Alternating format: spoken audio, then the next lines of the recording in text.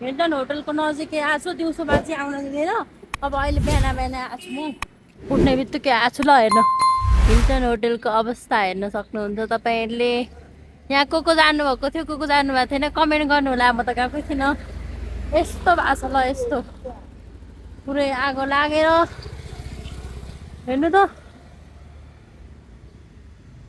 कस्तो भए अब वहाँनिर बसिरहनु भएको छ त्यहाँ सिसाहरू झर्छ भनेर यो पुलिस दाइहरू अब गार्डहरू कोही बसिरहनु भएको छ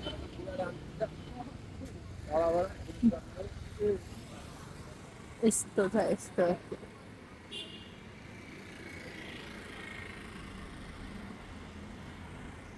त्यहाँ चाहिँ कोठाहरू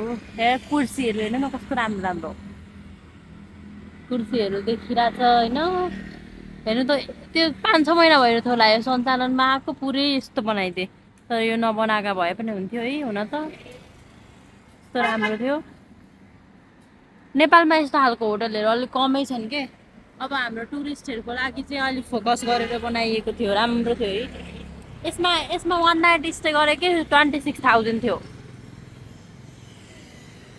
यो प्लान्टहरू पनि नेपालमा पाउँदैन हेर्नु न यस्तो राम्रो राम्रो प्लान्टहरू थियो अहिले अगाडिबाट देखाउँछु है त म तपाईँहरूलाई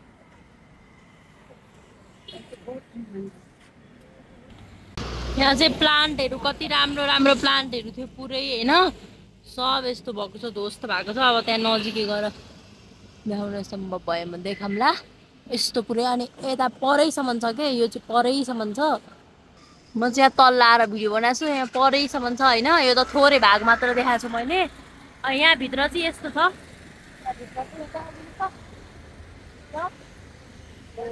पानीको जारहरू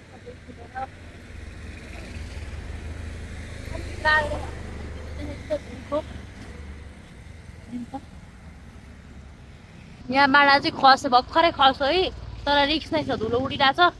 अब यहाँ पुरै यस्तो छ ल हेर्नुहोस् यहाँ पुरै पानीको जारहरू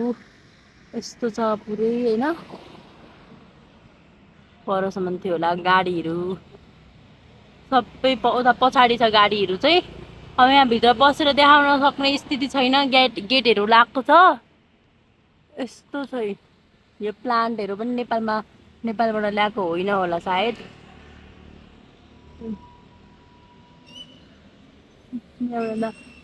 उता जान रिक्स नै छ है म जान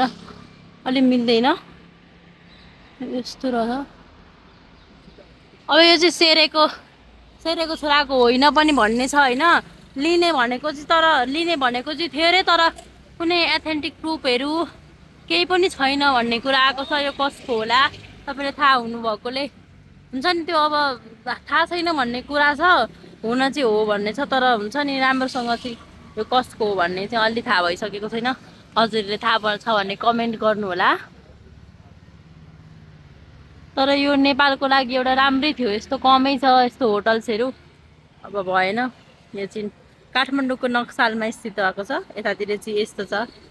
अब यो हिल्टन होटलको साइडमा चाहिँ ठ्याक्क यहाँ मेन रोड थियो अब यहाँनिर हिल्टन होटल छ यहाँ मेन रोड छ होइन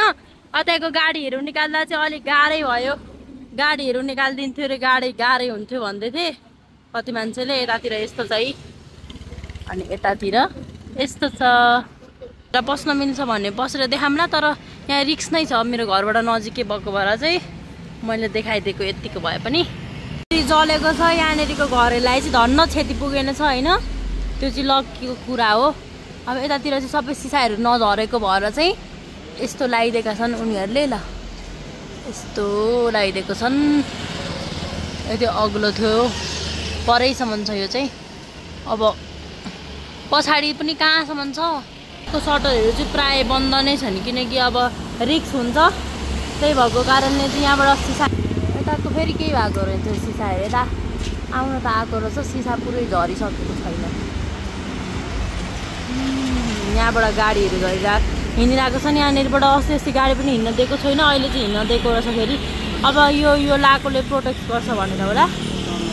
रिक्स नै छ है यताबाट हिँड्नलाई चाहिँ नहिँड्नु होला सकेसम्म तपाईँहरू यत्रो ठुलो होटल जल्यो जानै नपाई राम्रो थियो तर यसो हेर्दा त बाहिरबाट पनि अनि नजिकैको रगोया भगवती बालको मन्दिर पनि छ। यहाँ चाहिँ सबैजना कुखुरालाई चारो हाल्न आउनुभएको छ। यस मन्दिरको एरिया यस्तो छ। आज स्याटरडे पूजा गर्न आउनुहुन्छ गुरुबाहरू नि यसरी बस्नु भएको छ। यहाँनिर चाहिँ इनारहरू त्यस्तो केही छ। यो पनि घन्टीहरू भयो। मन्दिर कति राम्रो, नेपालको मन्दिरहरू चाहिँ राम्रो राम्रो छ। पुलिसहरू पनि हुनुहुन्छ है आमाहरू।